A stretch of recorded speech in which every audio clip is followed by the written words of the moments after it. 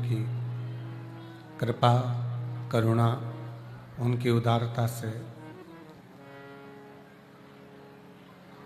बठिंडा में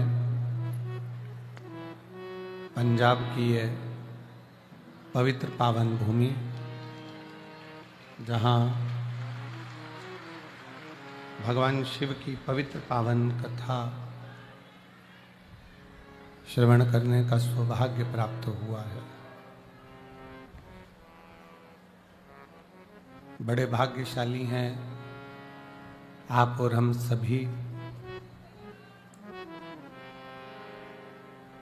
जो ये भगवान शिव की पवित्र पावन कथा का रस तत्व ग्रहण करने का सौभाग्य प्राप्त हुआ है। कथा के मुख्य यजमान श्री अमरजीत सिंह मेहता जी, अध्यक्ष पंजाब क्रिकेट एसोसिएशन, श्रीमती बबीता मेहता जी, श्री पदमजीत सिंह मेहता जी, मेयर बठिंडा, सपना मेहता जी बठिंडा पंजाब से। एक बार यजमान परिवार के लिए जोरदार ताली बजाकर स्वागत, वंदन, अभिनंदन।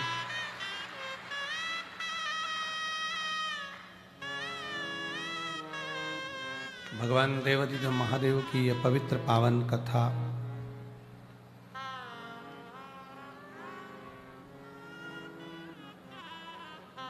जो संपूर्ण विश्व का कल्याण करने वाली,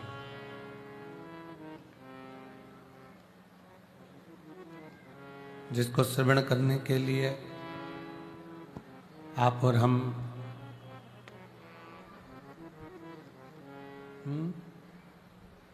भगवान शिव की पवित्र पावन कथा का रसपान करने के लिए विराजमान है।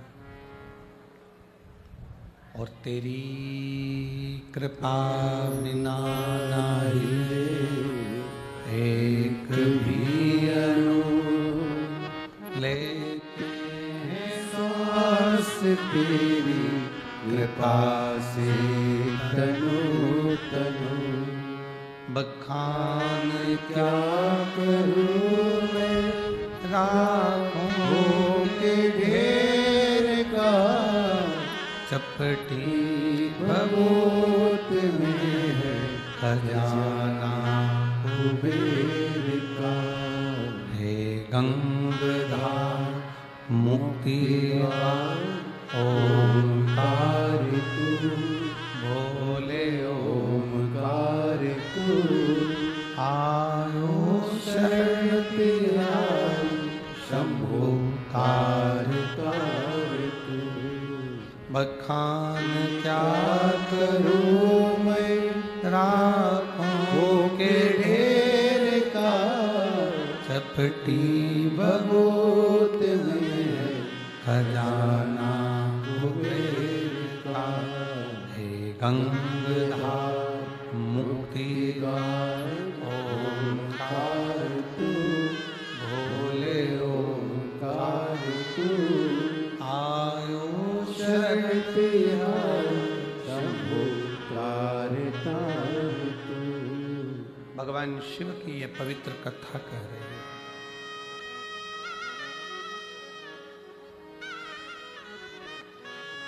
जिससे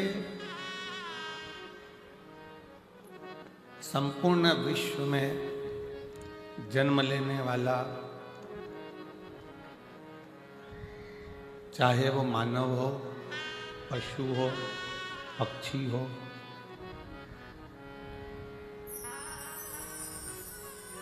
प्रत्येक संसार में जन्म लेने वाला जितना जीव है,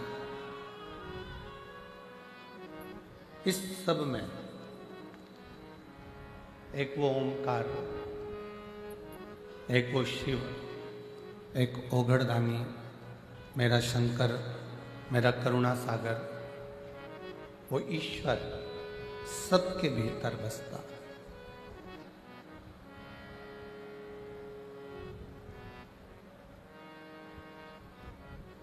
चाहे वो संसार में जन्म लेने वाला पशु हो,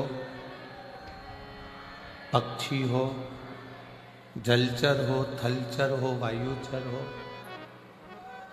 ऐसा कोई संसार में जन्म नहीं लिया जिसके अंदर मेरा शिव ना बसता, एक ओंकार ना बसता।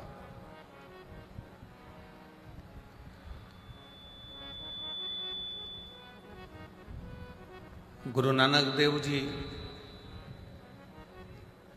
अपनी वाणी में हमेशा कहते हैं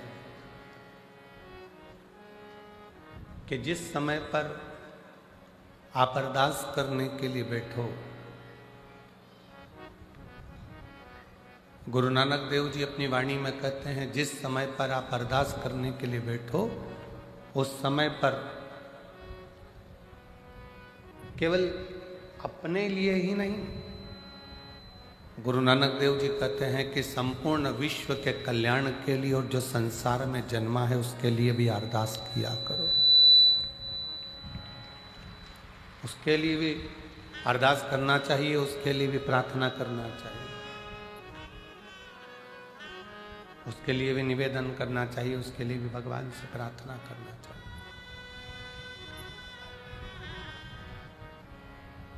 एक मृत्यु लोक में जन्म ले लेना, संसार सागर में आ जाना, पृथ्वी पर जन्म ले लेना एक सरल विषय। आपने कोई पूर्व का कोई पुण्य करा होगा, कोई सत्कर्म करा होगा, कोई अच्छा कर्म करा होगा, तो मृत्यु लोक में आपका जन्म आ गया।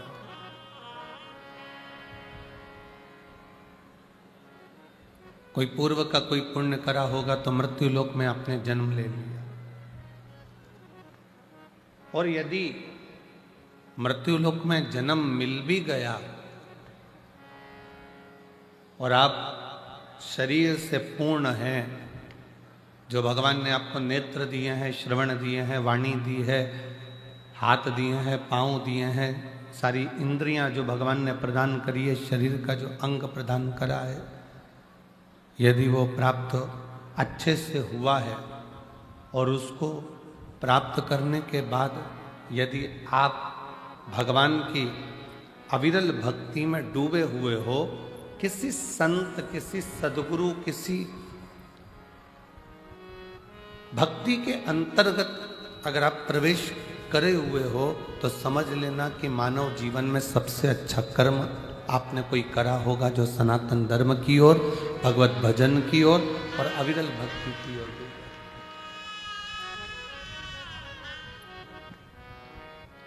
वो कहते हैं ना कि कोई पिछले जन्म के अच्छे कर्म मुझे बाबा तेरा,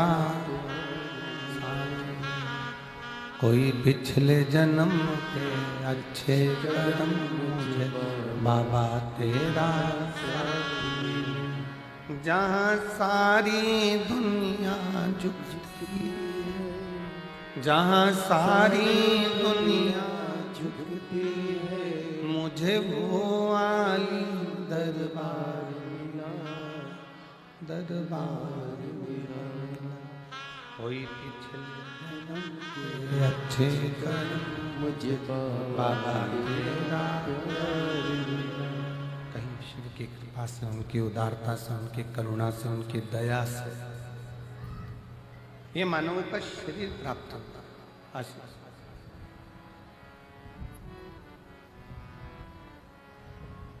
पूर्व का कोई पुण्य होगा, कोई अच्छा कर्म होगा, कोई पूर्व का कोई सत्कर्म होगा, जो ये मानव का शरीर हमको मिला, आपको मिला।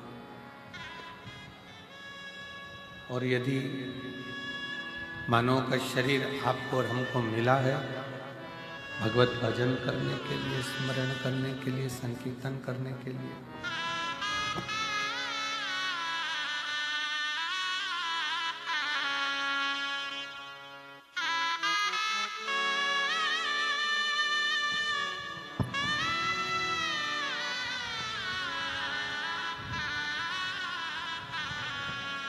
कोई पूर्व का कर्म, पूर्व का कोई सत्कर्म आपके और हमारे जीवन को आनंदित कर।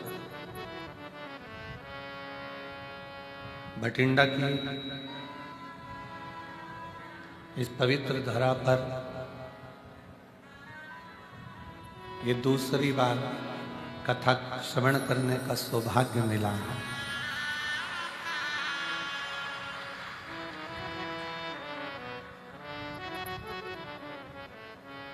और बड़े सौभाग्यशाली हैं आप और हम सभी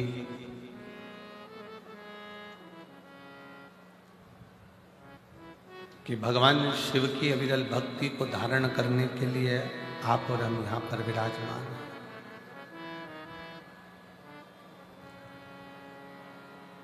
बस एक ही निवेदन है कि दिल से, हृदय से जितनी देर कथा में बैठो, जितनी देर सत्संग में बैठो, जितनी देर भगवान की विरल भक्ति को धारण करने के लिए बैठो, उतनी देर अपना दिल भगवान की इस पवित्र कथा की ओर लगा करो।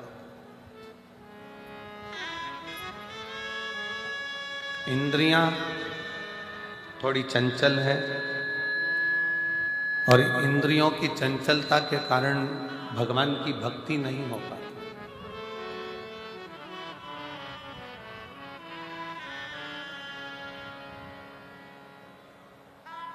कोई आया, नेत्र उधर चले जाएंगे, किसी ने कुछ कहा, श्रवण इंद्रिया उधर चली जाएंगी। और इन 5 कर्मेंद्री, 5 ज्ञानेंद्री और 1 मन, ये 11 इंद्रियों में सर्वप्रथम चंचल है ये मन रूपी इंद्र।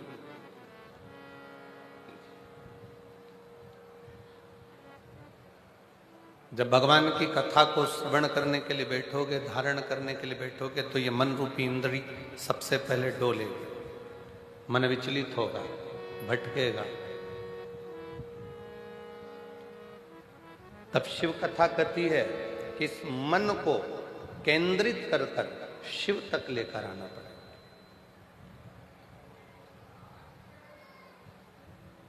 इस मन को केंद्रित कर कर भगवान शंकर तक लेकर आना पड़ेगा।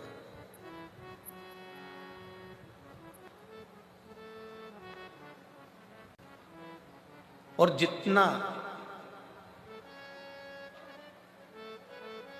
सहजता के साथ में, सरलता के साथ में और नम्रता के साथ में आप इस कथा के रस तत्व को ग्रहण करोगे। जैसे एक बहुत बड़ी बात संत कहते हैं कि जंगल में आग लगी है,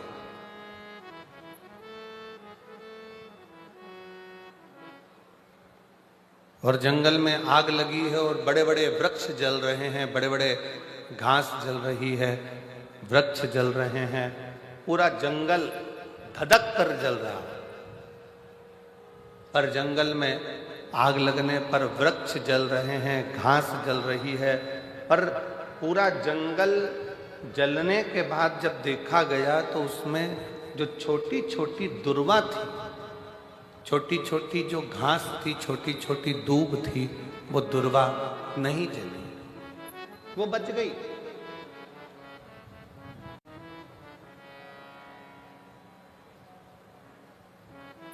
बड़े वृक्ष जल गए, बड़ी बड़ी घासें जल गई, पर छोटी छोटी दुर्वा, छोटी छोटी दूब वो बच गई,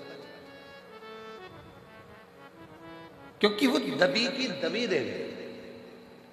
थोड़ा सा पानी गिरा, वो दुर्वा फिर उछल, फिर बढ़ना प्रारंभ कर दी। शिव महापुराण की कथा कहती है कि भगवान की कथा में, गुरु की शरण में, परमात्मा की शरण में, ईश्वर की शरण में, संत की शरण में, परमात्मा की कथा में जब भी पहुंचो, उस समय पर बड़े बनकर नहीं, छोटे बनकर जाओगे तो गुरु और संत और शिव की कृपा की दृष्टि से फिर बढ़ते चले जाओगे।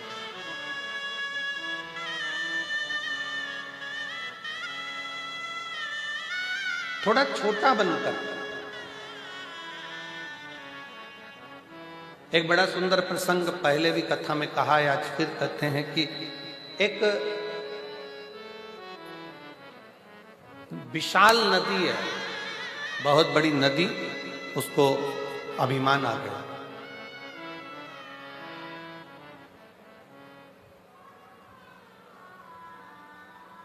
और बहुत बड़ी नदी को जब अभिमान आया, बहुत बड़ी नदी को जब अहंकार आया, अभिमान आया, तो उस नदी ने समुद्र से कहा, समुद्र मैं दुनिया की सबसे बड़ी नदी हूं और बड़ी विशाल हूं।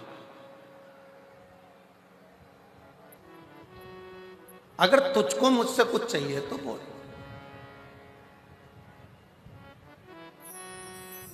मैं दुनिया की सबसे विशाल नदी हूं, सबसे बड़ी नदी हूं, समुद्र। तुझे कुछ चाहिए हो तो मुझसे बोल। अगर तुझे कुछ चाहिए तो मुझसे बोल, मैं तुझे दे सकता। समुद्र ने हंसकर कहा, नदी मेरे पास में तो माणिक है, मोती है, सोना है, चांदी है, हीरा है, पन्ना है, रतन है, माणिक, औषधि सब मुझ में। देवता भी मेरा मंथन कर कर इसमें से माणिक, औषधि, रतन सब निकाल लेते हैं, मुझे कुछ भी नहीं चाहिए।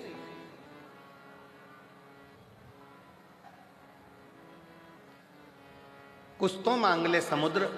समुद्र कहता है मुझे कुछ नहीं चाहिए, मुझे चाहिए ही नहीं।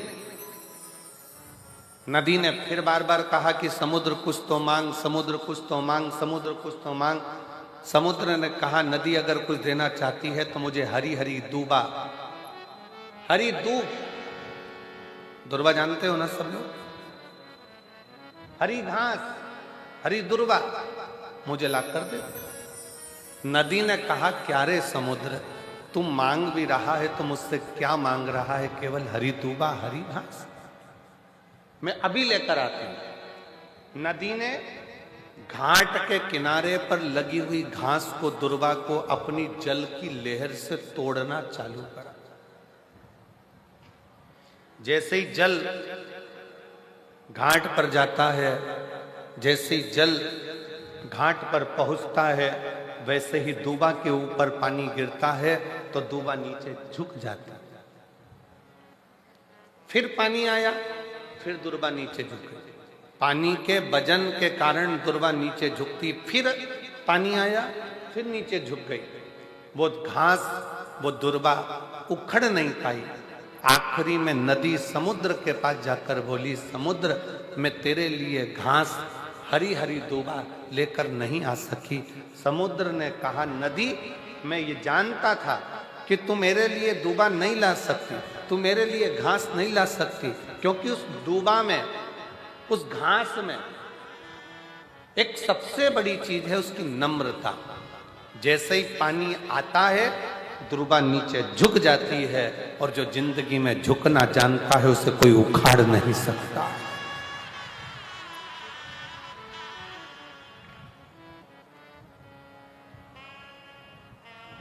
जो झुकना जानता है उसे कोई उखाड़ नहीं सकता।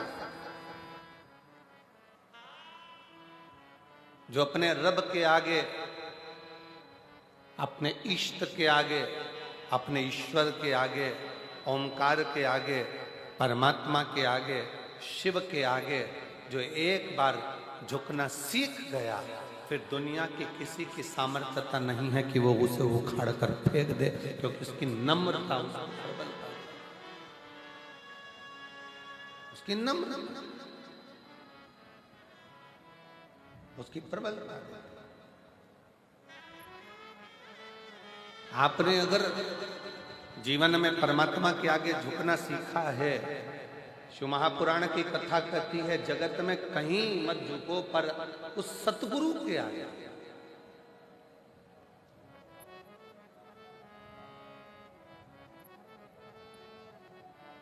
उस परमात्मा के आगे। आप दुनिया में कहीं मत झुको पर उस सतगुरु के आगे, उस परमात्मा के आगे, उस इष्ट के आगे, उस ईश्वर के आगे, शिव के आगे, घर के बड़ों के आगे, घर के बुजुर्गों के आगे जिसने झुकना सीख लिया, फिर दुनिया की कोई सामर्थ्यता नहीं कि तुम्हें उखाड़ कर कहीं फेंक दे या तुम्हें कहीं खड्डे में।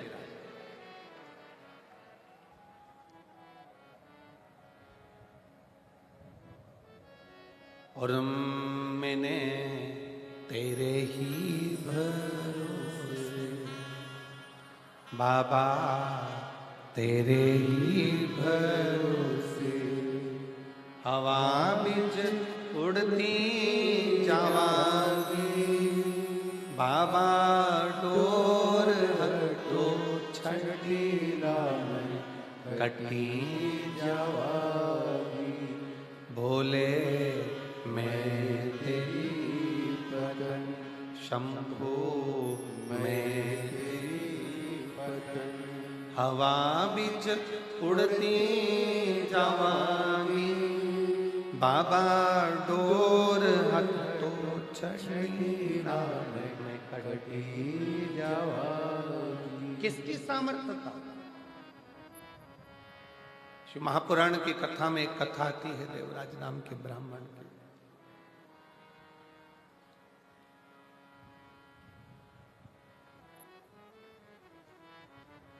जीवन भर चोरी करी उसने, घर में पत्नी थी, बच्चे थे, पत्नी और बच्चों का भरण पोषण करने की जवाबदारी भी उस परमात्मा की। कितना सुंदर शिव पुराण में एक बात आती है कि एक बार माता पार्वती जी ने शिव जी से पूछ लिया था, क्या घर में बहुत गरीब कोई व्यक्ति है, बहुत गरीबड़ा है, उसके पास में कुछ भी नहीं, अपने बच्चों का पालन कर रहा है, अपने परिवार को पाल रहा है, अपने परिवार को लेके चल रहा है, और उस गरीबड़े व्यक्ति के पास में कुछ भी नहीं है। और मान लो उसके घर में कहीं से 8-10 मेहमान आ जाए, कोई अतिथि आ गए 10, कोई मेहमान आ गए, तो प्रभु उसके पास खाने की व्यवस्था नहीं है, रहने की व्यवस्था नहीं है, उसके पास कुछ पाने की व्यवस्था नहीं है, तो उसकी व्यवस्था कौन करेगा? शंकर भगवान माता पार्वती जी से कहते हैं, पार्वती एक बात अपनी बुद्धि में बिठा कर रखना, किसी के घर में अगर कोई बच्चा जन्म लेता है तो उसके जन्म के पहले माँ के स्तनों में दूध दे दिया जाता है, किसी के आने से पहले उसकी व्यवस्था कर दी जाती है।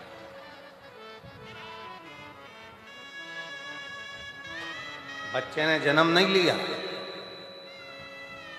बच्चा जन्म नहीं लिया, पर माँ के स्तनों में दूध दे दिया गया कि बच्चा आएगा तो पिएगा क्या, पेट कैसे भराएगा, उधर की तृप्ति कैसे होगी। ये दुनिया के लोगों को लगता है अगर मैं दुकान पर नहीं जाऊंगा ना तो दुकान नहीं चले, मत जा, खोल कर देख, चले।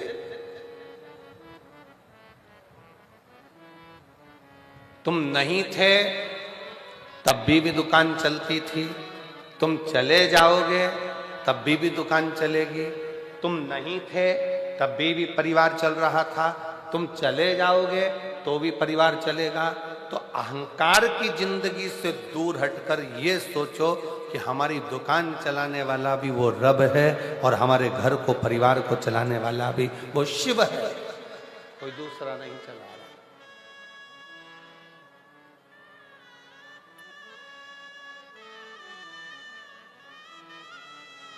आप में से कई जीजियां मेरी बैठी हैं, कई जीजा मेरे ऐसे बैठे हुए हैं, पड़ोसन ने मना कर दिया, मेरे पास तो गाड़ी में जगह नहीं है, मैं तुझे नहीं ले जा सकती, फिर भी वो कथा में आके बैठ गए सबसे पहले। और जो बाद में आई गाड़ी से, उसने कहा मेरी गाड़ी में तो जगह नहीं थी, ये कैसे आके बैठ गए? तो तुम लेकर नहीं आओगे तो वो तो लेकर जाएगा, कैसे कैसे हाथ पकड़कर पहुंचाएगा, जवाबदारी उसकी। तेरे मंदिर में आना मेरा काम है और मेरी बिगड़ी बनाना तेरा, ये जवाबदारी उसकी है। ये उसके ऊपर निर्भर करता है कि वो कैसे लेकर जाएगा, कैसे बिठाएगा, कैसे खिलाएगा, कैसे पिलाएगा। पार्वती जी कहती हैं, मान लो बाबा देवादिदेव महादेव से कहती हैं कि किसी के घर में बहुत गरीबड़ा है, घर में अन्न का दाना तक नहीं है, बच्चों का भरण पोषण बड़ी मुश्किल से करता, बड़ी मुश्किल से। अपने परिवार को बड़ी मुश्किल से संभाल रहा, और उसके घर में आ गए 10-11 मेहमान।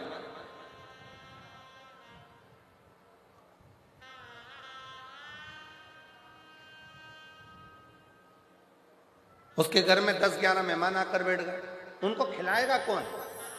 शिव जी कहते हैं, पार्वती पहले बात तो याद रख, किसी के घर में अगर मेहमान आते हैं तो वो केवल मनुष्य नहीं होता, वो मेहमान केवल मानव नहीं है।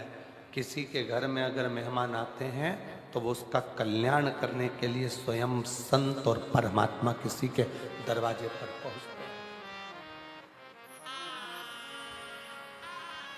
एक कथा गुरु नानक देव जी की हमने पहले कही थी कि बाले के साथ में जाते जाते एक बुढ़िया के झोपड़े को देखा।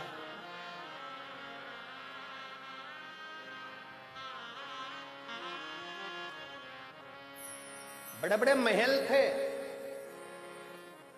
उस महल में गुरु नानक देव जी नहीं रुके।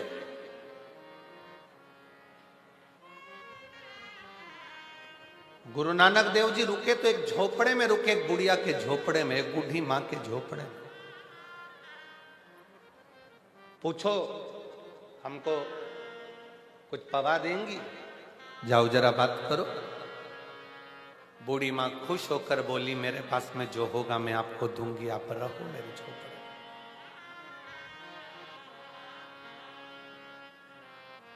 झोपड़े के बाहर बूढ़ी मां ने अपना बिस्तर लगाया, सो गई। झोपड़े के अंदर गुरुदेव सो रहे हैं। चलिए, बाले ने गुरु नानक देव जी से कहा कि प्रभु कितनी बूढ़ी है, छोटा टूटा सा झोपड़ा है, अपन चले? चले। 1 वर्ष के बाद गुरु नानक देव जी बाले के साथ फिर घूमते घूमते आए। भ्रमण करते करते जब वहां पहुंचे, बाले से कहा यहाँ रुकने की व्यवस्था देखो। तो बाले देखने के लिए गया कि वो बूढ़ी माँ का जो टूटा हुआ झोपड़ा था, वहां तो 4 मंजिल का महल बना हुआ था। बाले ने गुरु नानक देव जी से कहा कि गुरुदेव, वो बूढ़ी माँ तो बहुत भिक्षुक सी थी, जिसके पास में खाने के निवाले नहीं थे, अन्न का दाना नहीं था, सोने के लिए पलंग नहीं था, हमको अंदर सुलाकर खुद बाहर जाकर सो गई थी। उसका ये 4 मंजिल का झोपड़ा महल कैसे बन गया 4 मंजिल का? गुरु नानक देव जी ने कहा, कभी भी अतिथि नहीं रहता, अतिथि देवो। अतिथि नहीं है, अतिथि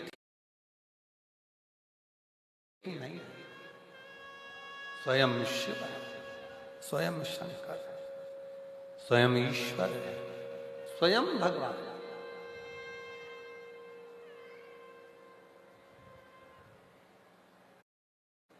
आप आए हो, देवराज नाम का ब्राह्मण, जिसकी पत्नी है, जिसके बच्चे हैं, जिसका परिवार है, जिसका कुटुंब है, भगवान आराम से भरण पोषण सब कर रहा है, और तुम्हारे पेट भरने की जवाबदारी स्वयं शंकर की है। तुम्हारे पेट भरने की जवाबदारी स्वयं देवाधिदेव महादेव की है। पेट भरने तक की जवाबदारी उसकी है, पर तुम्हारी पेटी भरने की जवाबदारी महादेव की नहीं है। पर दुनिया पेट भरने से ज्यादा पेटी भरने में लगा हुआ है।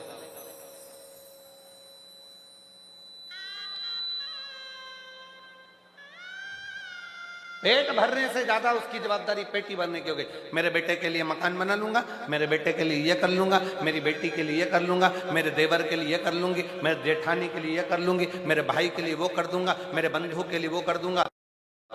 अगर शिव महापुराण की कथा कहती है, तुम्हें वैभव मिले, तुम्हें कुर्सी मिले, तुम्हें पद मिले, तुम्हें प्रतिष्ठा मिले, तुम्हें यश मिले, तुम्हें धन मिले, तो शिव महापुराण की कथा कहती है सबसे पहला काम करना अपनी जिंदगी में कि किसी गरीब की आंखों में आंसू मत देखना, बस इतनी कृपा शिव तत्व कहती है। बन सके किसी के लिए काम आ सको तो आइए।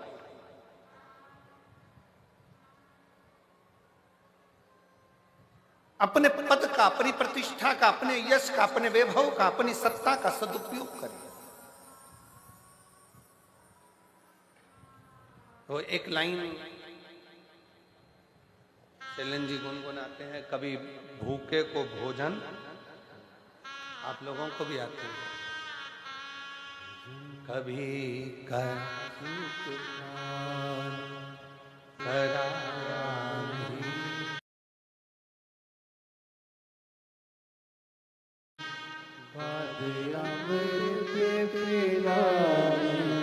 से क्या फायदा, कभी गिरते हुए को उठाया नहीं, बाद आंसू बहाने से क्या फायदा, कभी प्यासे को पानी पिलाया नहीं, बाद अमृत पिलाने से क्या फायदा।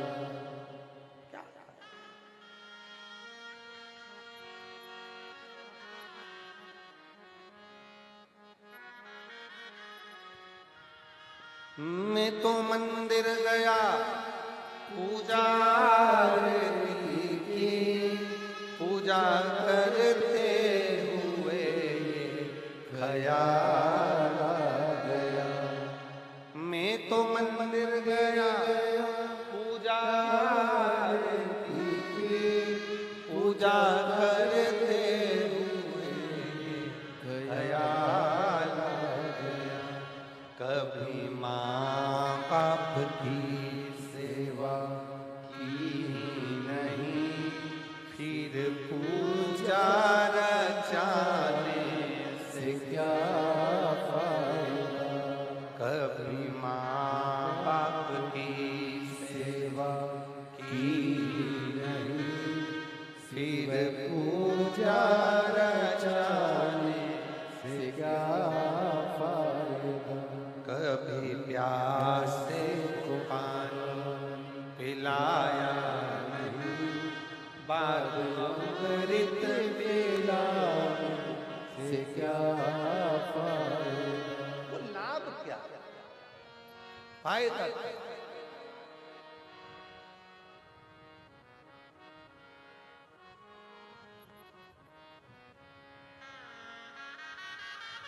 भगवान ने दिया अगर वैभव, भगवान ने दिया अगर सत्ता, भगवान ने अगर दिया है धन प्रतिष्ठा, तो उसका सदुपयोग करिए,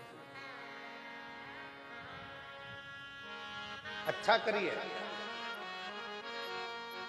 देवराज नाम का ब्राह्मण पत्नी थी, तब तक उसको चोरी करने की जरूरत नहीं पड़ी। पुत्र था, चोरी करने की जरूरत नहीं पड़ी। बेटी थी, चोरी करने की जरूरत नहीं पड़ी। देवराज ने चोरी करना कब प्रारंभ करी? जब एक पर स्त्री का संग हो गया। पर स्त्री का संग।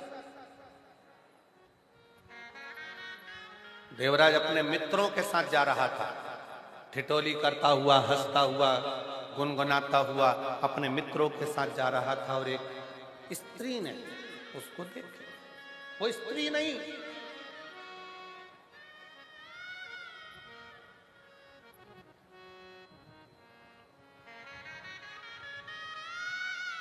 इसको मालूम नहीं पड़ा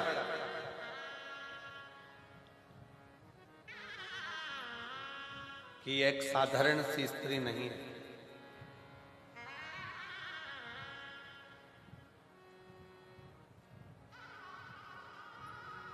देवराज नाम के ब्राह्मण को उसने अपने जाल में फंसा लिया।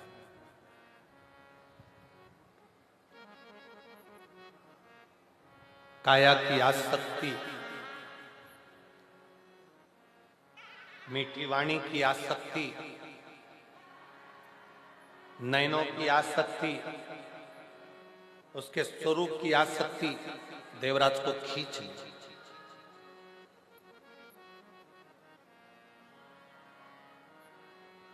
देवराज को खींच ली और देवराज को खींचा। 1 महीना, 2 महीना, 3 महीना चलते चलते उसने पहले देवराज से कोई धन की कामना नहीं करी, कोई पैसे की कामना नहीं करी।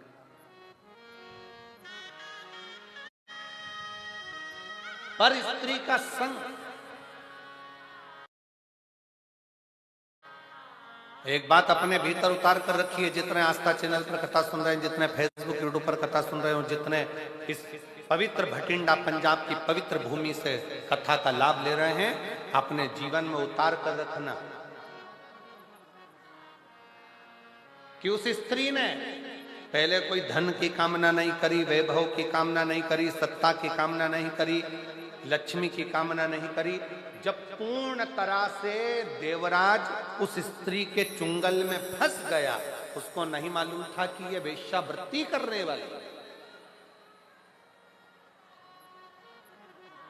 जब बुरी तरह से फंस गया और पूर्ण तरह से फंसने के बाद एक दिन इसने बस उस स्त्री ने देवराज से कह दिया कि वो रानी, राजा की धर्म पत्नी जो गले में हार पहनती है, वो हार मुझे चाहिए।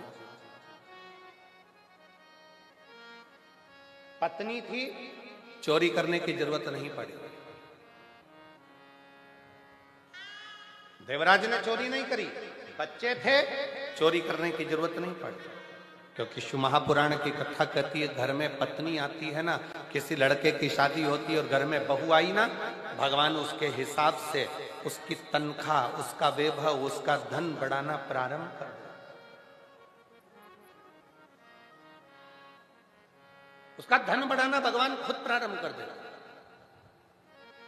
उसकी सत्ता बढ़ाना अपने आप प्रारंभ कर देता।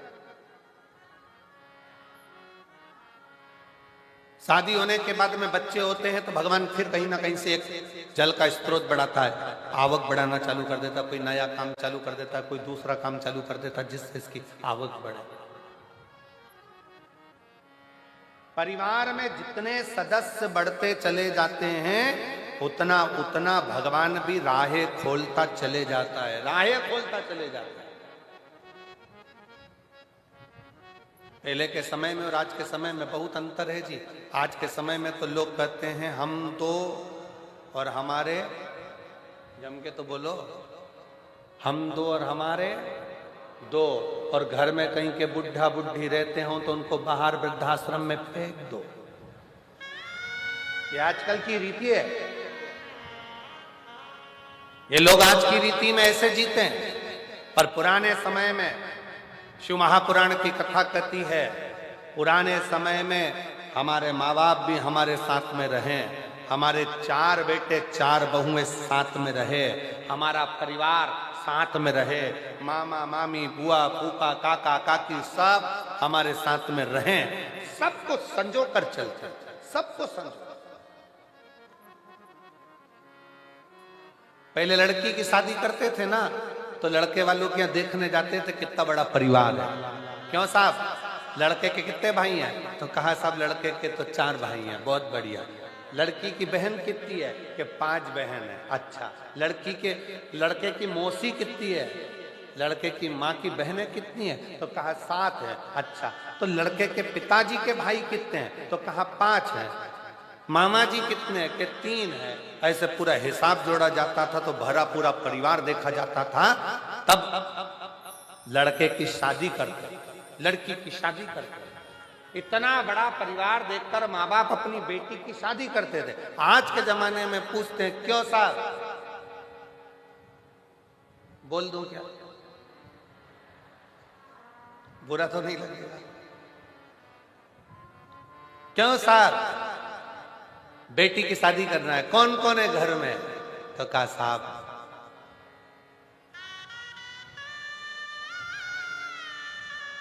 लड़के की मां तो नहीं है, बाप है और 2 बहन है, लड़का है। अब घर पर जाकर लड़की के घर वाले विचार कर रहे हैं, अभी 2 बहन है, अभी 2 बहन है। फिर दूसरा लड़का देखा, साहब तुम्हारे यहाँ कौन है? तो कहा साहब हमारे यहाँ पर लड़के की माँ है, बाप है, लड़का है, एक बहन है। फिर घर पे जाकर विचार करा, सास जिंदा है।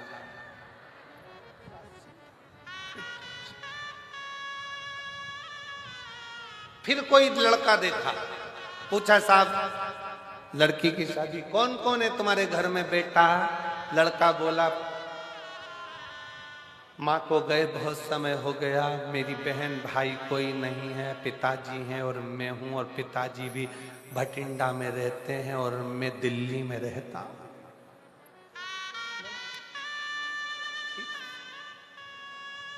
पिताजी पूरी जमीन जो हमारी खेती है वो देखते हैं, मैं सर्विस में हूं दिल्ली में। ठीक है, रिश्ता पक्का। क्यों? लड़की को काम नहीं करना पड़ेगा, बनाएगी तो ठीक, नहीं तो होटल, ऑनलाइन बुकिंग सब है।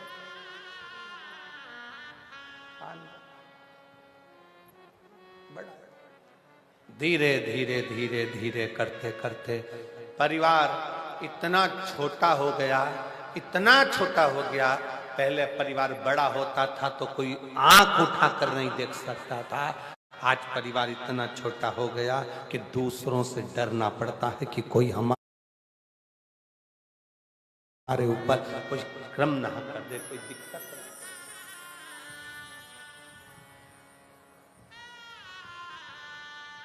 और हम फिर निवेदन करते हैं, हम 2 हमारे 6, क्योंकि हमारे यहाँ की पुरानी रीति है, हमारे भारत की भूमि की पुरानी रीति है।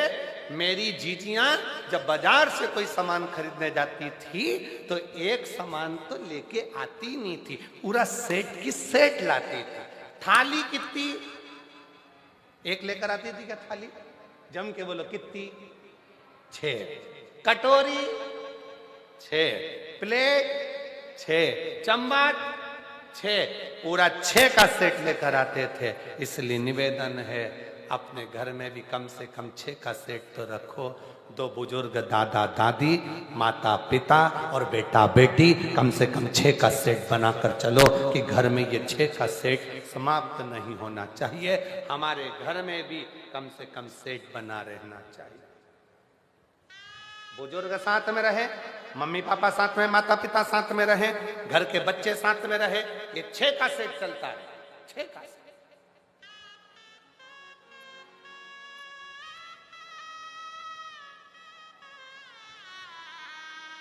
सेठ में कमी हो जाए, घर की दादी के मान लो बहुत बुजुर्ग हो गई थी, प्राण चले गए, तो फिर सेठ को बढ़ाने का प्रयास करो। पोते की शादी करना है, सेठ कम पड़ गया, एक थाली कम दिख रही है, बहू लेकर आ जाओ। फिर सेठ गड़बड़ हो जाए, दादाजी बुजुर्ग हो गए थे, चले गए, तो बहू से कहो बेटा पोते का मुंह देखना है, सेठ बड़ा। फिर 6 का सेठ।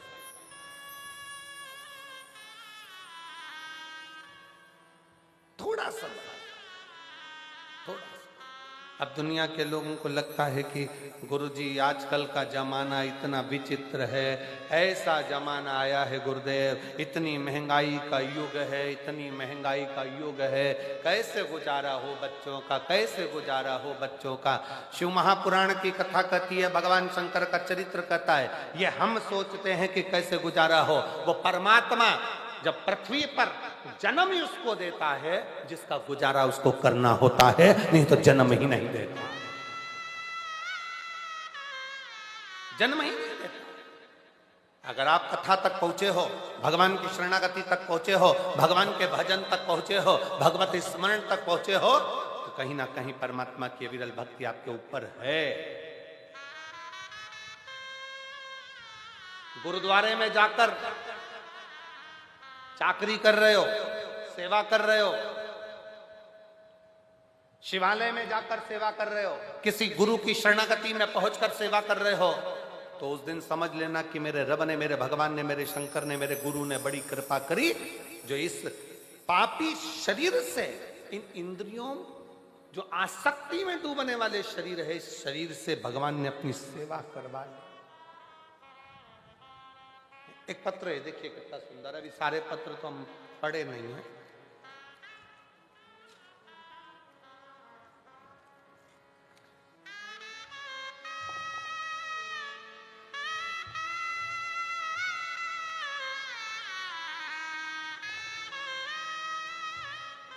उमा, मेरा नाम उमा मोर, लुधियाना से आई हैं। कहीं बैठी हो उमा जी? लुधियाना से हैं। आप ही हैं? आ जाओ, एक बेलपत्र लेकर जाना, आ जाइए। मैं उमा और लुधियाना से आई हूँ। मेरा मोबाइल नंबर ये है।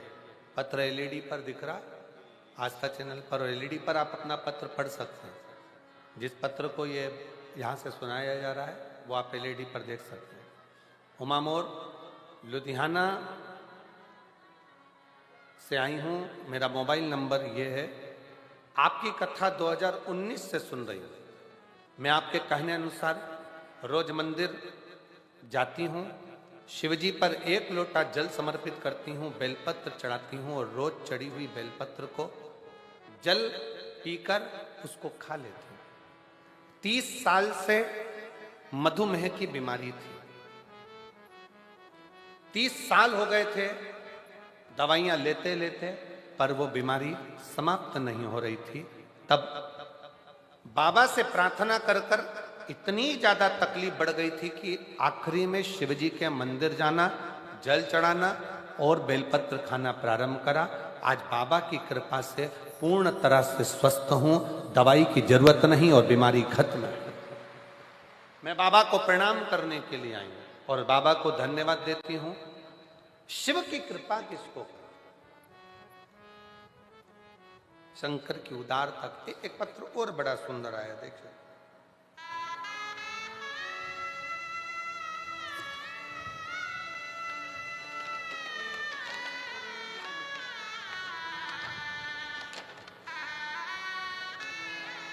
एक तो पत्र थोड़ा छोटा सा लिखा करो, इतना बड़ा बड़ा पत्र लिख देते हो, उसको पढ़े कितना, ये बताओ।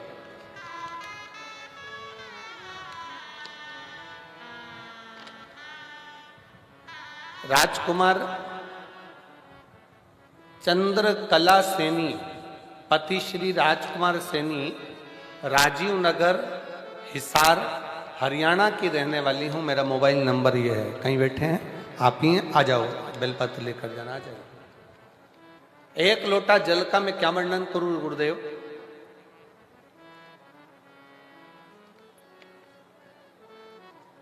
शरीर में कष्ट था, तब परिवार के नजदीक के लोग सीहोर जा रहे थे, उज्जैन जा रहे थे, तो हम भी बाबा से प्रार्थना करने वहां पहुंच गए। वहां से रुद्राक्ष लेकर आए, गलाकर उसको पीना चालू करा और बाबा की कृपा से स्वास्थ्य ठीक हुआ। पर गुरुदेव, एक निवेदन और करना चाहती हूं।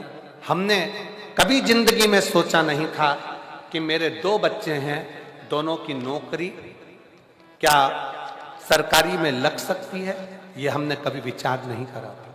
गुरुदेव, हम कंकर शंकर की भूमि पर पहुंचे, बाबा का कंकर शंकर पूजन करा, रुद्राक्ष लिया, बाबा से विनती कर कर आए, बाबा दुनिया के लोग कुछ भी कहें, पर मेरे बच्चे 2 हैं और दोनों का जॉब लग जाए, बस इतनी कृपा करना।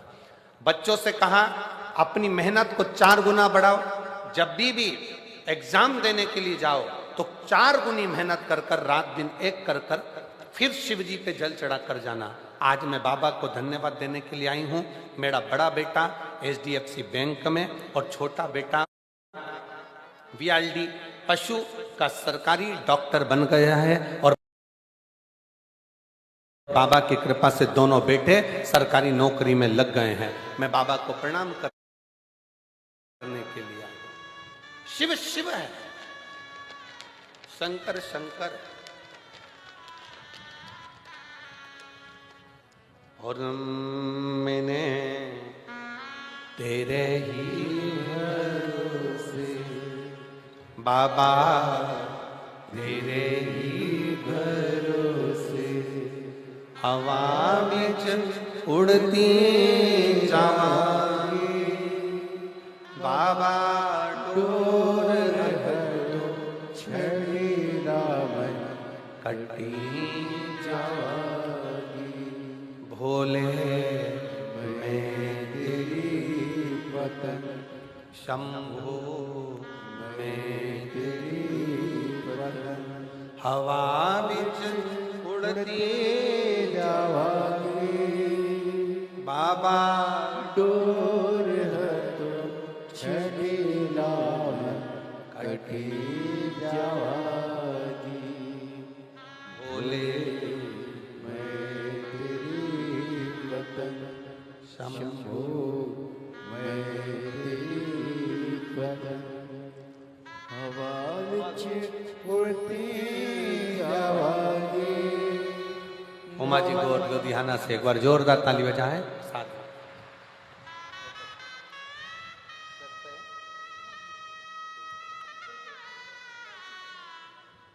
दीदी बोल रही हैं मेरी मधुमेह की पूरी दवाइयां छूट गई और बाबा की कृपा से मैं ठीक हूं। शिव शिव शिव एक विश्वास एक भरोसा।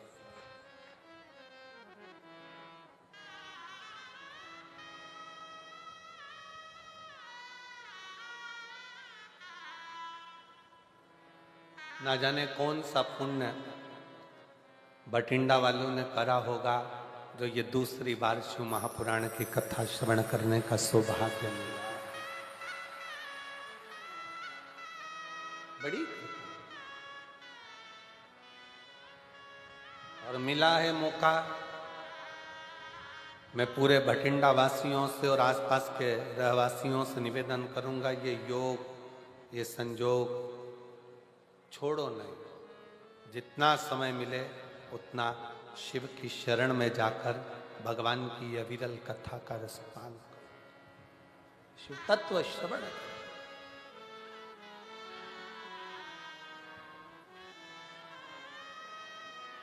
भक्ति को धारण करो।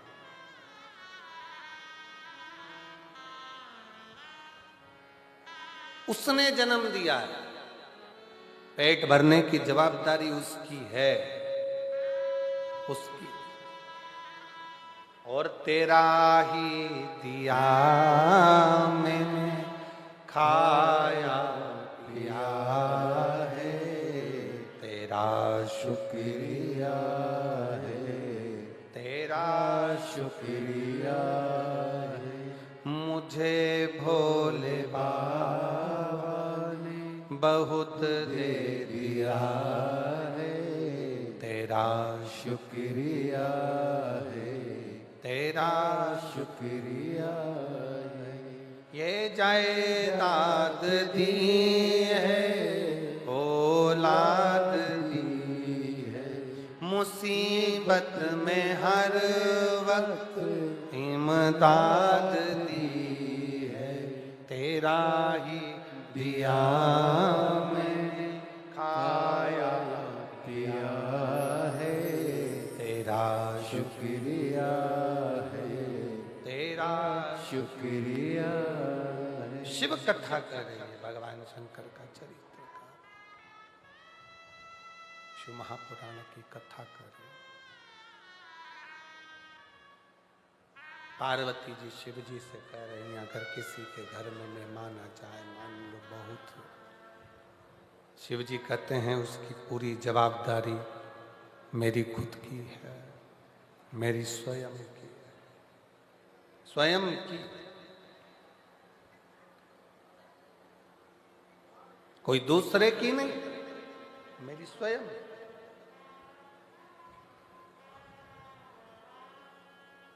देवराज ब्राह्मण की धर्म पत्नी है, देवराज ब्राह्मण के बच्चे हैं, परिवार है, उसका पेट भरने की जवाबदारी उस परमात्मा की।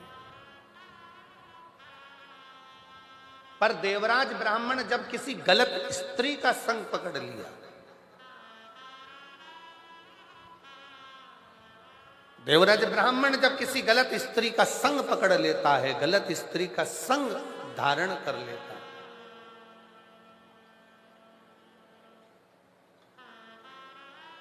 तब वो स्त्री पहले तो कुछ नहीं बोली, पर बाद में जब वो देख लेती है कि अब मुझे धन की जरूरत है, तब वो देवराज ब्राह्मण से कहती है जाओ और जो रानी के गले में हार पड़ा हुआ है वो रानी के गले का हार मुझे ला कर दो।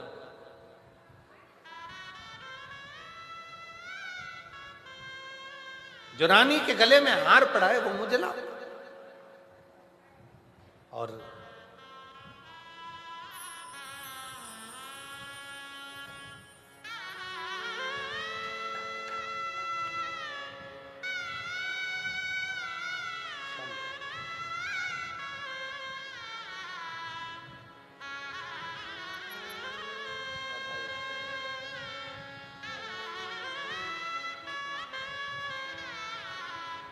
दोनों बच्चों का सरकारी नौकरी लगा है, एक बार जोरदार ताली बजाकर स्वागत करें।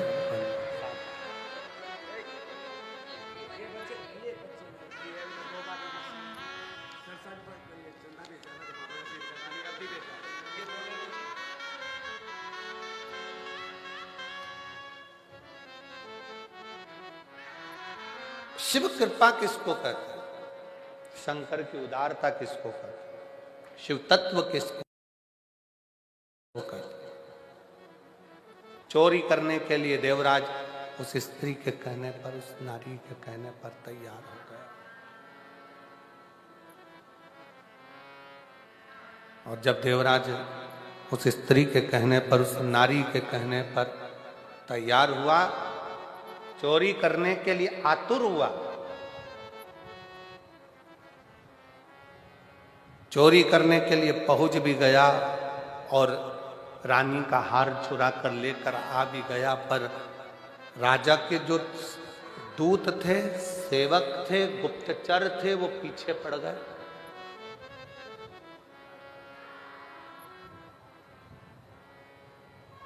उन्होंने पीछा पकड़ लिया। भाग तक कहां जाए, छुपने का स्थान नहीं मिला, शरीर में ताप पड़ने लगा, बुखार आने लगा। तब वो देवराज ब्राह्मण शंकर के मंदिर में प्रवेश कर गए, शिवालय में, शिव के मंदिर में। और शरीर में ताप पड़ रहा था तो छुप कर बैठ गया। शिव कथा चल रही थी। थोड़ी थोड़ी देर में महाराज जी चिल्ला कर कह रहे थे, हर हर महादेव। इसको बड़ा कछोटपन उत्पन्न हो रहा था, क्रोध आ रहा था बड़ा। करे तो करे क्या?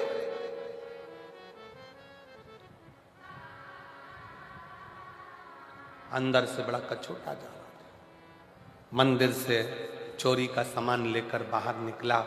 एक बेलपत्र के वृक्ष के छांव में उसके प्राण छूट गए। और बहुत सावधानी से ध्यान रखना, तुम्हारे भरण पोषण की जवाबदारी उसकी है, पत्नी के भरण पोषण की जवाबदारी उसकी है, बच्चों के भरण पोषण की जवाबदारी उसकी है। पर व्यक्ति जब सही राह पर चलता है उसकी जवाबदारी परमात्मा लेता है। पर वो जब गलत राह पर निकल जाता है, किसी गलत स्त्री के संग में, झूठ में, प्रपंच में, गलत संगत में, गलत विचारों में जब वो पढ़ना चालू हो जाता है तो फिर वो अपनी जवाबदारी बंद कर देता है।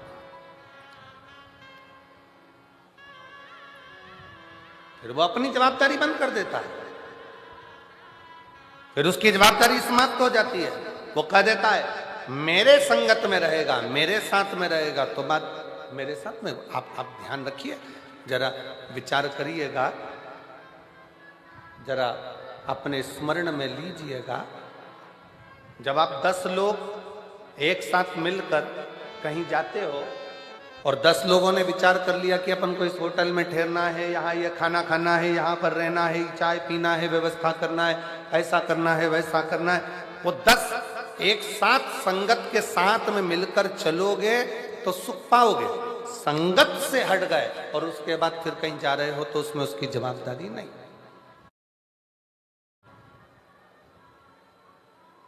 फिर संगत से हटकर कुछ कर रहे हो तो वो जवाबदारी उसकी नहीं। पर संगत के साथ में मिलकर कार्य कर रहे हो तो उसकी जवाबदारी। और मेरे भोले तेरा सहारा है, मेरे भोले तेरा सहारा है, मेरी नैया का तू किनारा है, मेरी नैया का तू किनारा है। संगत बैठकर भोजन कर रही है तो बैठकर भोजन करो। संगत अगर साथ में है, 10 लोग साथ में है, 15 लोग साथ में है, जैसा एक साथ नियम बना है वैसे चलोगे तो संगत चल।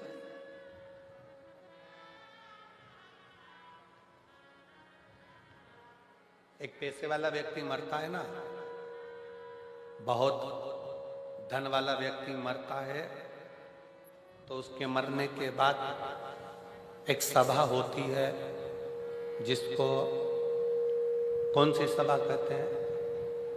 शोक सभा।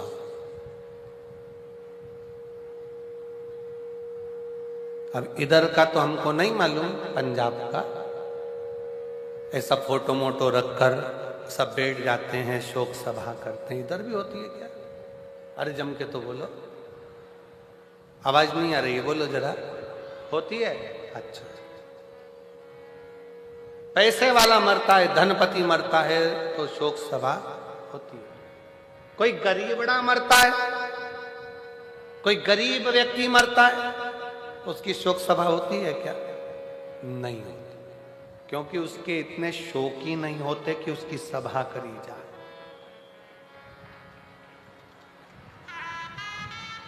जिसके शोक ज्यादा होते हैं उसकी शोक सभा भी होती है, और जिसके शोक ही नहीं होते वो शोक सभा क्या करेगा? वो तो थोड़ी देर बैठकर गुरुवाणी को श्रवण कर लेता है, सत्संग कर लेता है, भगवान की भक्ति कर लेता है, राम नाम, कृष्ण नाम, शिव नाम को जप लेता है और अपनी जिंदगी का आनंद पा लेता है।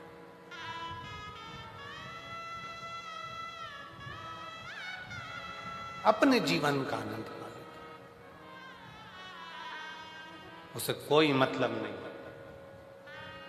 जिसके शोक ज्यादा है, व्यसनों में डूबा हुआ है, वैश्यावृत्ति में डूबा हुआ है, मदिरा पान में डूबा हुआ है, नशे में धुत है, गलत कार्य में डूबा हुआ है, गलत विचारों में डूबा हुआ है, गलत सोच में डूबा हुआ है, और जिसके कोई गलत ना संगत है, ना विचार है, ना शोक है, वो तो अपनी मस्ती में मस्त होकर भगवान की अविरल भक्ति को धारण कर रहा है। उसको क्या?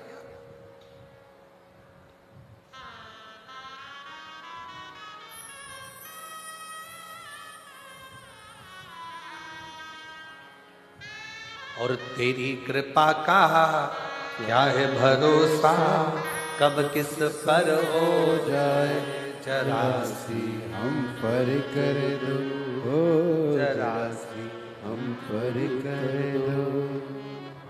ये उसकी कृपा, उसकी दया, जो समर्पित होकर जी रहा, गलत गलत व्यसनों से दूर है। और फिर निवेदन है, सही राह पर चलोगे तो परमात्मा भी साथ देगा, और गलत राह पर चलोगे तो एक दिन अपने साथ छोड़ देते हैं, वैसे ही परमात्मा भी साथ छोड़ देता है। जब तुमने गलत कार्य करना प्रारंभ कर दिया, गलत कर्म करना प्रारंभ कर दिया, गलत सोचना प्रारंभ कर दिया, गलत तरीके से कमाना प्रारंभ कर दिया, गलत तरीके से लाना प्रारंभ कर दिया, तो परमात्मा ने भी साथ देना बंद कर दिया। फिर परमात्मा साथ नहीं देता।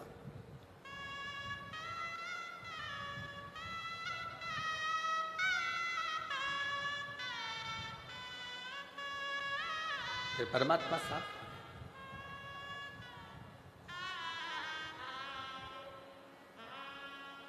शिव कथा कह रही है मानव देह में, मनुष्य के शरीर में जो अच्छा बन सकता है।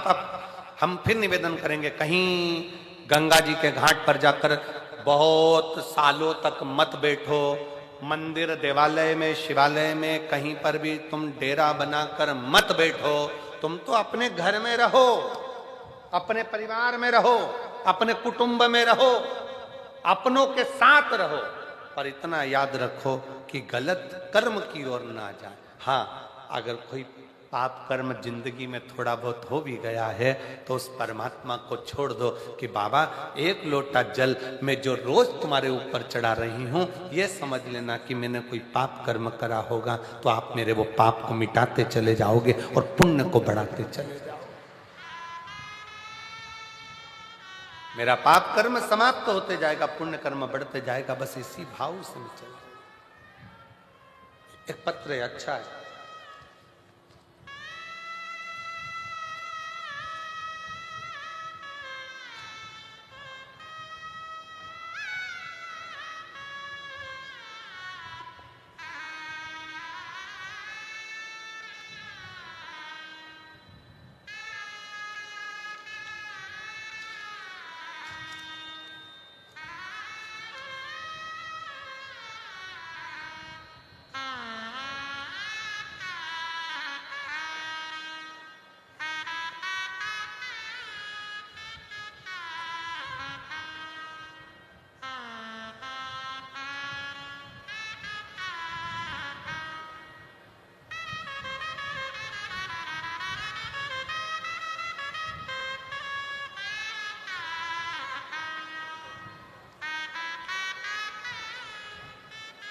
गांव बापोड़ा, जिला भिवानी।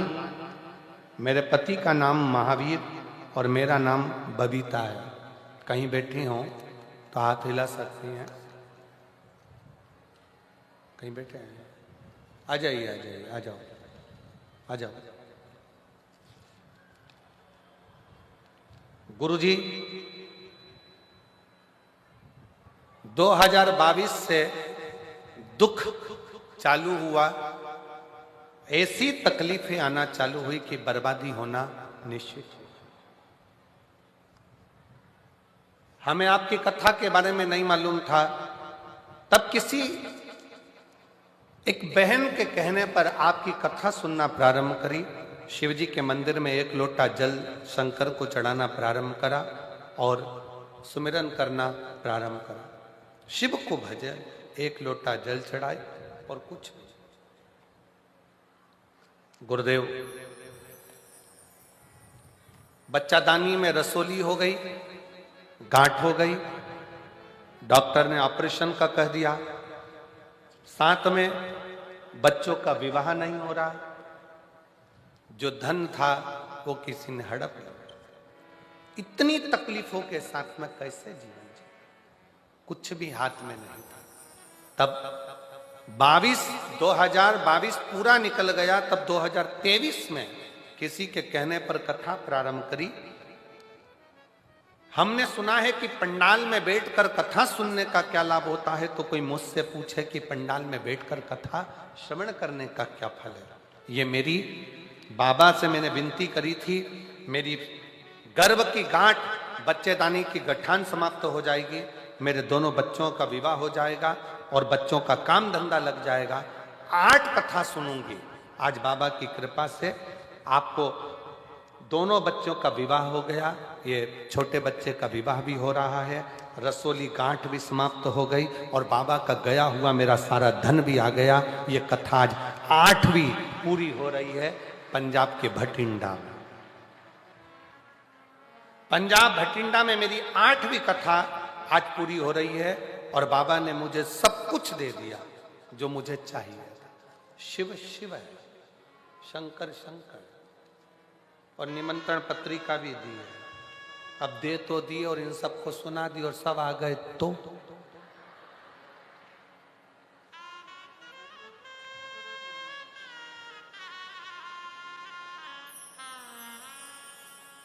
शिव शिव है, शंकर शंकर हो, गर्दानी हो घर। आप किस भरोसे पर शिव महापुराण की कथा कर रही है, भगवान शंकर का चरित्र कर रहा है, आपका विश्वास कितना दृढ़ है, आपका भरोसा कितना दृढ़ है?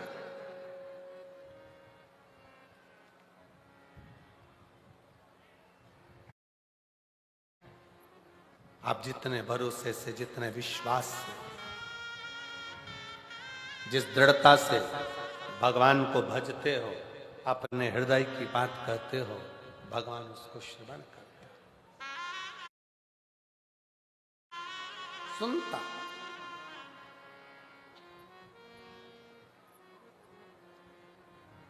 तेरे दरबार की बाबा निराली शान तेरी, तेरे दरबार की बाबा निराली शान तेरी है। तुझे देते नहीं देखा, पर झोली भरी देखी है। तुझे देते नहीं देखा, पर झोली भरी देखी है। मुख दुनिया मोड़ेगी बाबा, तू मुखड़ा ना मोड़े। मेरी लगी परी तीनों बाबा, तू वे ना धोड़ी। मैनू लगी परी तीनों बाबा, तू वे ना धोड़ी। मुख दुनिया मोड़ेगी बाबा, तू मुखड़ा ना मोड़। शिव के प्रति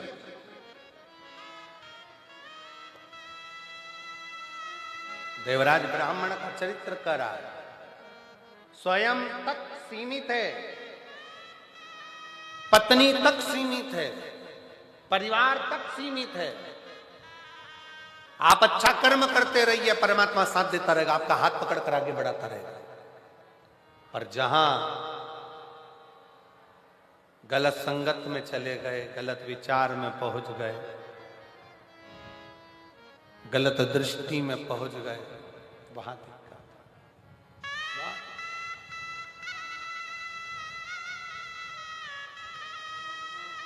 और हुआ वही वही वही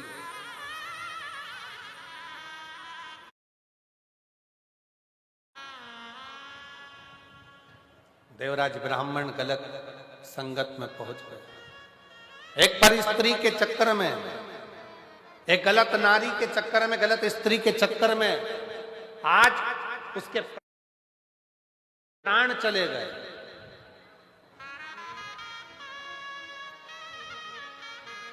गलत स्त्री के चक्कर में आज उसका प्राण चले गए।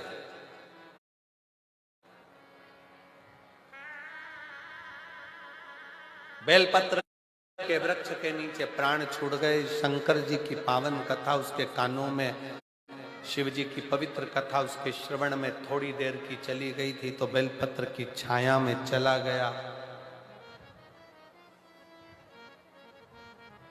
अच्छा देखो, देवराज की कथा एक बात बहुत अच्छी कह रही है, थोड़ा ध्यान लगाएंगे तो आपके स्मरण में आएगा कि देवराज ने, भले उसने चोरी करी, गलत काम किया, पर मरने से पहले शंकर के मंदिर में बैठकर 2 क्षण की शिव पुराण की कथा सुन ली और बेलपत्र की छांव में उसके प्राण चले गए। ये अच्छा कर।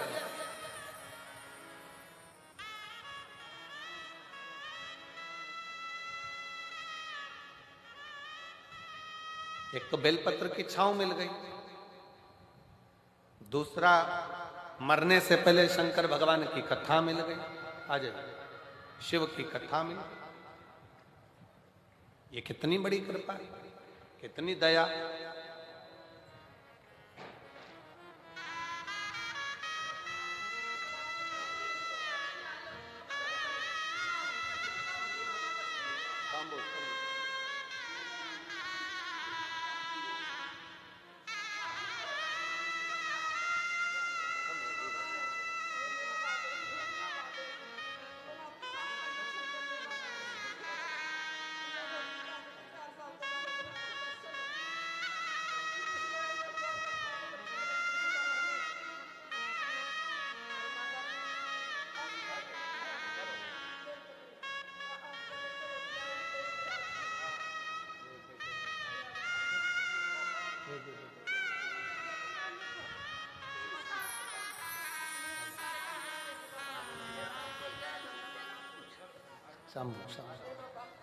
और तेरा ही दिया मैंने खाया पिया है, तेरा शुक्रिया है, तेरा शुक्रिया है। मुझे भोले बाबा ने बहुत दे दिया है, तेरा शुक्रिया है, तेरा शुक्रिया है। दीदी कह रही है कि पूरे उजड़ गए थे, कुछ भी नहीं था, लाले भी पड़ गए। एक जिसको दिया धन सब चले गया, व्यापार सब ठप पड़ गया, कुछ भी नहीं था। 2022 पूरा उजड़ गया। 2023 से शंकर पर एक लोटा जल चढ़ाना चालू करा। 2025 में बाबा ने फिर संभाल लिया। शिव शिव है।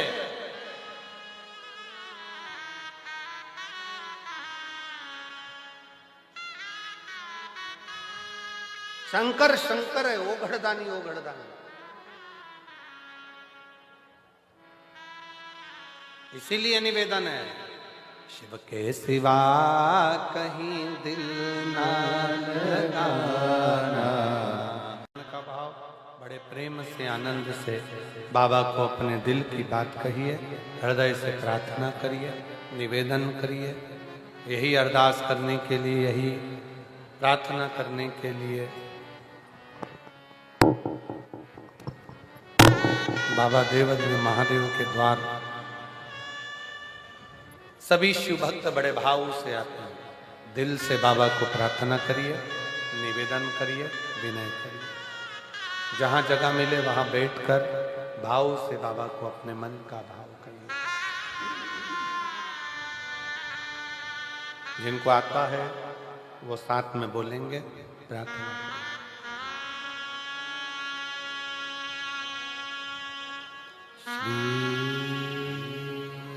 शिवाय नमस्तु श्री शिवाय नमस्तु श्री शिवाय नमस्तु श्री शिवाय नमस्तु श्री शिवाय नमस्तु। भोला सब दुख काटो, ओ भोला सब दुख काटो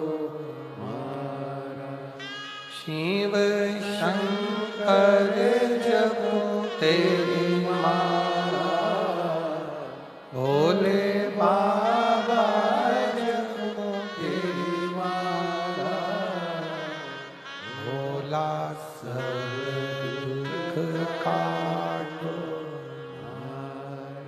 ओ भोला सब दुख काटो।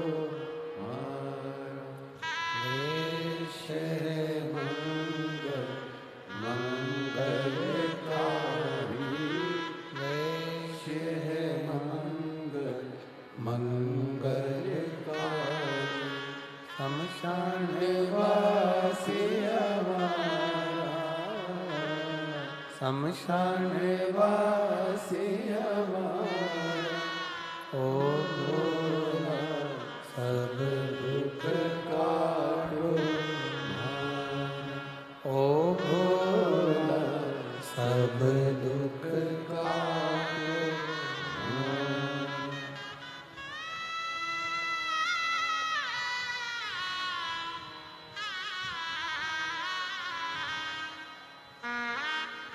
भगवान देवाधिदेव महादेव भगवान शिव ओगरदानी त्रिकालदर्शी कैलाशी विनाशी शंकर की कथा कर रही है। जीवन उसने दिया है, उसके दिए पर आप और हम जी रहे हैं। केवल एक भगवान का भजन, ईश्वर पर भरोसा, दृढ़ता जीवन का एक आनंद था, जीवन का एक सुख है। शिव कथा कर रही है, भगवान शंकर का चरित्र करा।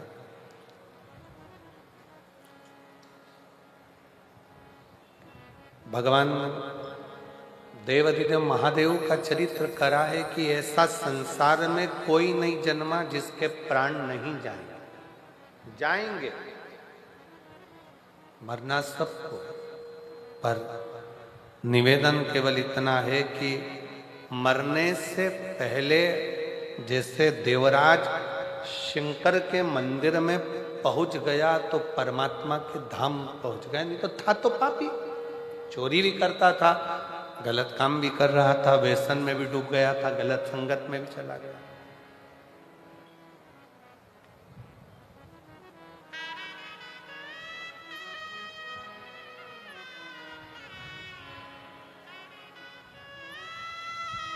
आज का व्यक्ति जितना संसार में जन्म लेने वाला है वो कोई ना कोई दवाई का प्रयोग करता है। पर एक बात बताओ, दवाई पर भी एक्सपायर डेट लिखी होती है। बोलो सही है कि गलत है? अरे जम के तो बोलो जरा। लिखा होता है ना, 2022 में बनी है, 2024 में 12/24 में ये एक्सपायर हो जाएगा। मेडिकल पर से लेकर आते हो और वो तुमको एक्सपायर दवाई दे दे तो तुम लाओगे क्या? अरे जम के तो बोलो जरा। उसका कोई मोल तत्व ही नहीं, उसका कोई महत्व ही नहीं, उसको लाकर करोगे। मतलब जो दवाई आपको जिंदगी देती है वो दवाई भी एक दिन मर जाती है, वो दवाई भी एक्सपायर हो जाती है।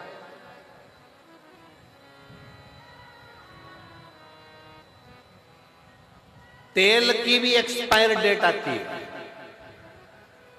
जो तुम क्रीम लगवाते हो चेहरे पर या लगाते हो उसकी भी एक्सपायर डेट आती है। बोलो बोलो जरा जम के बोलो। सबकी एक्सपायर डेट।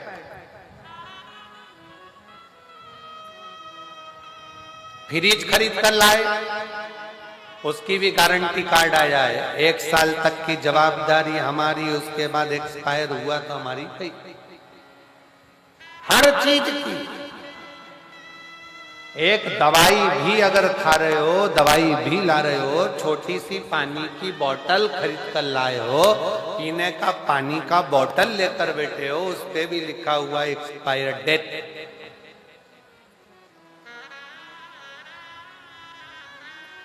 जो दवाई हमको जिंदगी देती है वो दवाई भी एक दिन जम के बोलो एक्सपायर हो जाती है। तो डॉक्टर ने क्या कहा, मेडिकल वाले ने क्या कहा, ये दवाई एक्सपायर हो उससे पहले खाओ। ये खुद ही एक्सपायर हो जाएगी तो तुम खाकर करोगे। दवाई एक्सपायर हो उससे पहले तुम उसको खा लो, क्रीम एक्सपायर हो उससे पहले लगा लो, पाउडर एक्सपायर हो उससे पहले पोत लो, पानी की बोतल एक्सपायर हो उससे पहले, अरे बोलो जम के, पी लो। और तुम एक्सपायर हो उससे पहले परमात्मा का नाम डालो।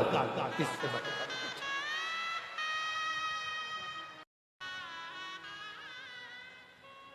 सबकी तारीख आखिरी है, आती है, लिखा है बस अंतर इतना है, बोतल पे लिखी होती है, दवाई पर लिखी होती है, क्रीम पर लिखी होती है, सामान पर लिखी होती है, पर मनुष्य को नहीं मालूम कि उसकी एक्सपायर डेट कब की है।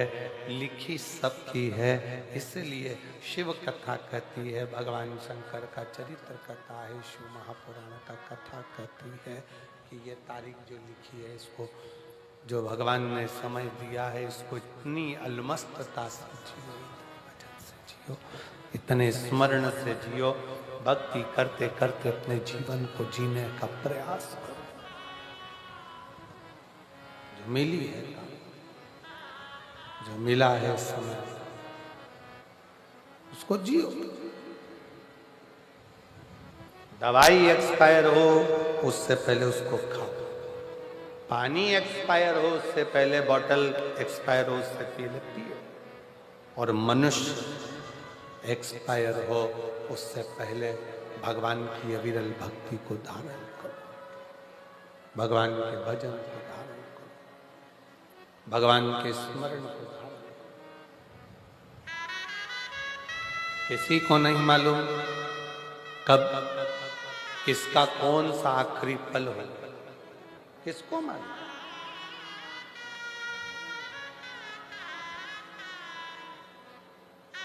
मेरे भगवान भोलेनाथ से, मेरे भगवान से, शिव से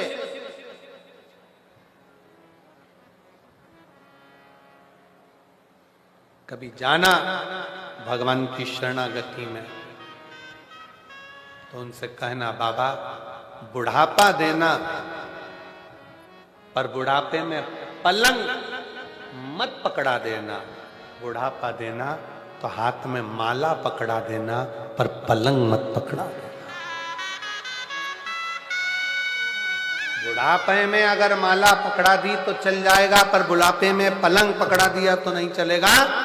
बुढ़ापे में अगर पलंग पकड़ा दिया तो ना मैं चल सकती, ना फिर सकती, दूसरे के मोहताज होकर जिंदगी जीती हूँ।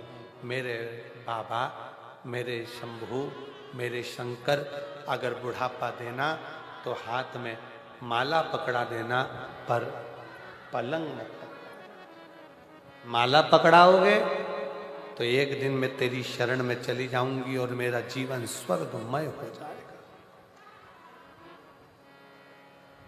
अगर पलंग पकड़ा दिया तो ये स्वर्ग नहीं है, ये जीवन नरक है।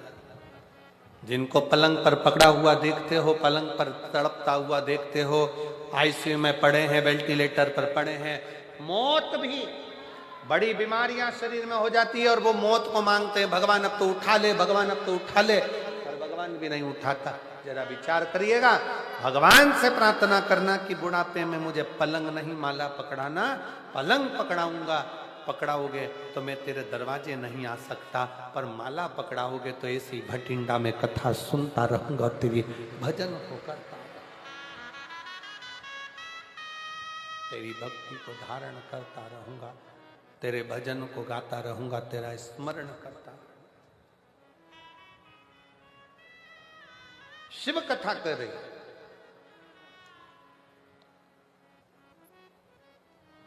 भगवान शंकर का चरित्र करा। देवराज एक्सपायर हुआ, देवराज के प्राण छूटे उससे पहले देवराज शंकर के मंदिर तक पहुंच गया।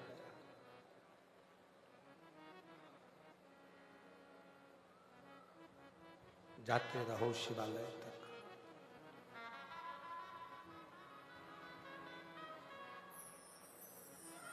जाते। गुरु नानक देव जी ने एक बात अपनी बड़ी बहुत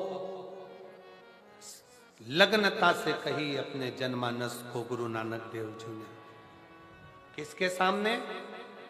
संत नामदेव जी के सामने। संत नामदेव जी के सामने महाराष्ट्र के वो संत नामदेव गुरु नानक देव जी से मिलने के लिए अपना महाराष्ट्र छोड़कर पंजाब में आकर रहे थे। आप लोगों को मालूम कि नहीं मालूम, पर यदि आप अध्ययन करेंगे तो उसमें मिलेगा कि महाराष्ट्र के संत नामदेव जी महाराज अपना महाराष्ट्र छोड़कर भगवत भजन करते करते विट्ठल पांडुरंगा विट्ठल पांडुरंगा विट्ठल पांडुरंगा कहते कहते पंजाब आ गए। और इस पंजाब की भूमि पर गुरु नानक देव जी की संगत करी उन्होंने।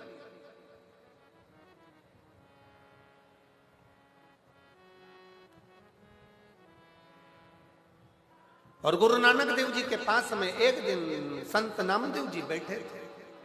संत और गुरु नानक देव जी और नामदेव जी दोनों ही सुमिरन करने वाले थे। भगवत नाम जपना, भगवान का भजन करना, स्मरण करना।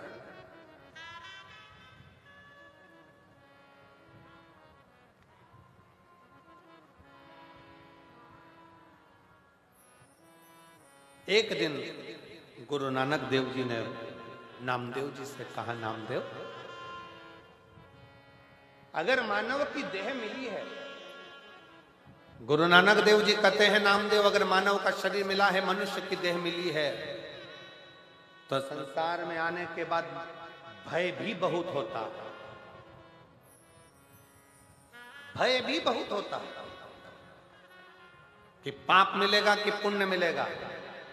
पर गुरु नानक देव जी नामदेव जी से कहते हैं, अगर मनुष्य की देह मिलने के बाद आपका सुमिरन, आपका भजन, आपका स्मरण अगर निश्चित है, तो फिर पाप का आडंबर नहीं, पुण्य की प्रबलता में मनुष्य आगे बढ़ता चलेगा।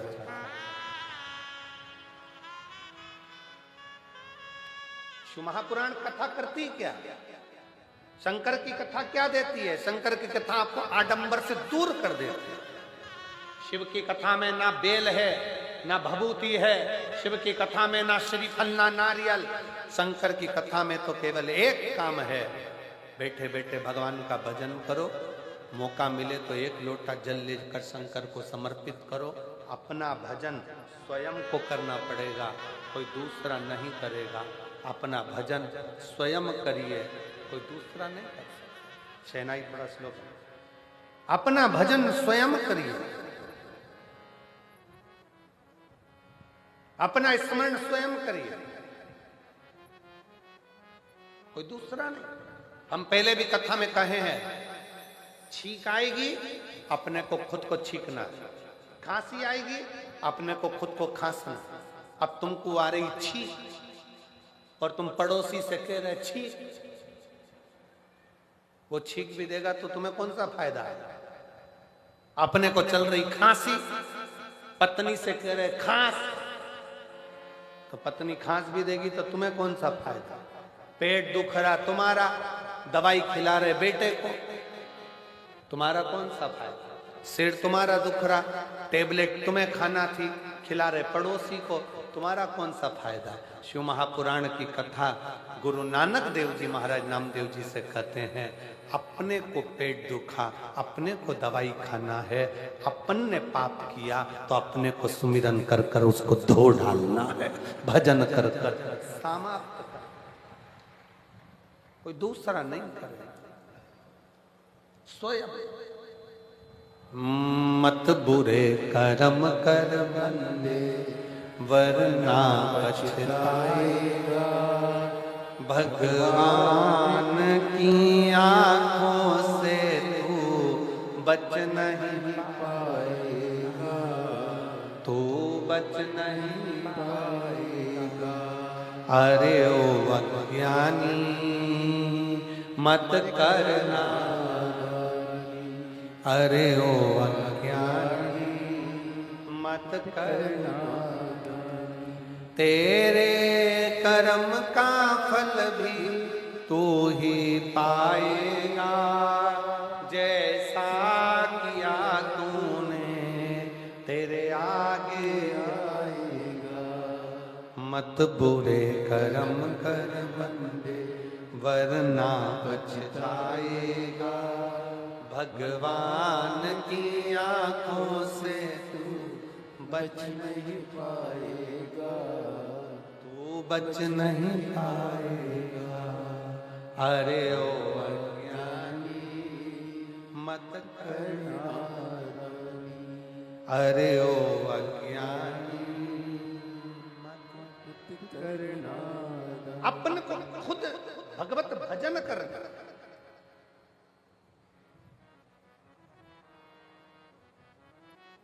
स्वयं को भजन करना।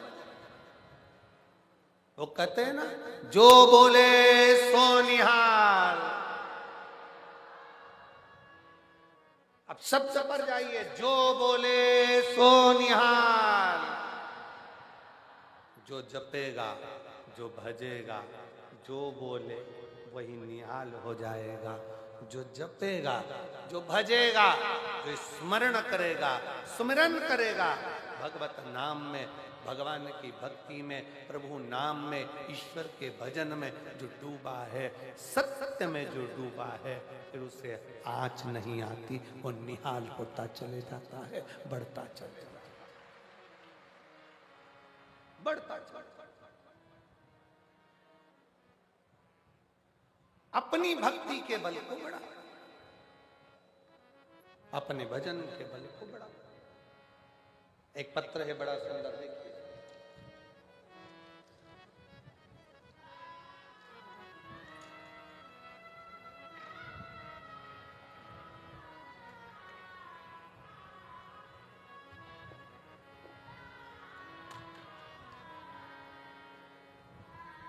मैं गुरुजी जेतों की निवासी हूं, जेतों की निवासी हूं। मेरा नाम उमा रानी, मेरा पति का नाम गौरी शंकर जी है। कहीं बैठी हो तो हाथ हिला सकते हो। आप ही हैं? आ जाए, एक बार वापिस हाथ हिला दीजिए। मेरा नाम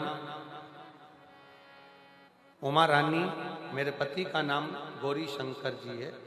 मैं जेतों की निवासी हूं। आ जाइए। मैं क्या वर्णन करूं गुरुदेव एक लोटे जल का। 2022 से आपकी कथा सुन रही हूं और शिवजी पे जल चढ़ा रही हूं।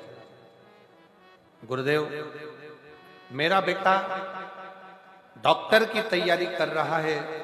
4 साल हो गए थे उसको तैयारी करते करते, पर उसको गवर्नमेंट कॉलेज नहीं मिल रहा। आखिरी में उसने मन में सोच लिया कि मां, अब मैं एग्जाम नहीं दूंगा। तब मैंने उससे कहा कि वो सियोर वाला महाराज कथा कहता है और 1 लोटा जल चढ़ाने को कहता है। तू भी जल चढ़ा, अपनी मेहनत को 4 गुना करने का बोलता है। वो सियोर वाला महाराज कहता है कि अपनी पढ़ाई को 4 गुना बढ़ा, मेहनत 4 गुना कर, परिश्रम 4 गुना कर, रात दिन एक कर। तो वो सियोर वाला महाराज कहता है 1 लोटा जल तेरा बदलेगा, कल जरूर बदलेगा, तू लग पीछे। अब मेरे बेटे ने कहा एक बार और मैं एग्जाम देकर देखता हूं, सीट की तैयारी करता हूं। और एमडी के लिए मेरे बेटे ने फिर वापस तैयारी आपके कहने पर करी। और बाबा की ऐसी कृपा, मैं क्या कहूं गुरुदेव। मेरा बेटा बोला, मां, सियोर वाला महाराज तो कहता है कि पंडाल में बैठकर जो मांगते हो वो मिलता है, चल अपन चलते हैं।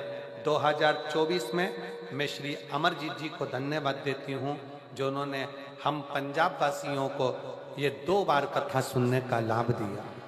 मैं अमरजीत जी भटिंडा 2024 में 7 दिन की पूरी कथा सुनकर गई और बाबा से प्रार्थना कर कर गई। आज मेरा बेटा वापिस फिर एग्जाम की तैयारी करते करते आज मेरा बेटा डॉक्टरी के लिए सिलेक्ट हो गया और एमडी की सीट उसको मिल गई है और मेरा बेटा कॉलेज में पढ़ रहा है। मैं बाबा को यहाँ धन्यवाद देने के लिए, शिव तत्व किसको कहते हैं? उस माँ ने अपने पत्र में लिखा कि मेरे बेटे ने जब हिम्मत छोड़ दी, तब मैंने उससे एक ही बात कहा। वो सियोर वाला महाराज कहता है कि अपनी पढ़ाई को 4 गुना बढ़ाओ, अपने कर्म को बढ़ाओ, अपनी मेहनत को बढ़ाओ, रात दिन एक कर दो और फिर शिव जी को 1 लोटा जल चढ़ाओ और दिल से बाबा का स्मरण कर कर जाओ तो बाबा सुनता जाओ, सुनता। अब आज का व्यक्ति ऐसा हो गया कि वो मेहनत करना ही नहीं चाहता। उसे तो आज के व्यक्ति को तो ये चाहिए कि कहीं का ऐसा बाबा मिल जाए जो ऐसी घुमा के कहीं ना कुछ फेंक दे और नीचे से सोने के हंडे निकल जाए। तो ऐसा महाराज कहीं का हो तो हमको भी मिलवा दो तो हम भी उससे मिल लेंगे। मेहनत करो, परिश्रम करो, अपनी लगनता से करो, मेहनत करो, परिश्रम। बोल बम का नारा है, जम के बोलो जरा, बोल बम का नारा है, सारी समस्या का हल। अब करो मेहनत, अपना परिश्रम, बिना आडंबर के, बिना दिखावे के। आडंबर में नहीं पढ़ना, दिखावे में नहीं पढ़ना, गलत विचारों में नहीं पढ़ना। एक लोटा जल दिल से अपना नमन करो, प्रार्थना करो, विनय करो और भगवान की विरल भक्ति धारण करते हुए अपने परिश्रम को करते रहो, मेहनत करते रहो।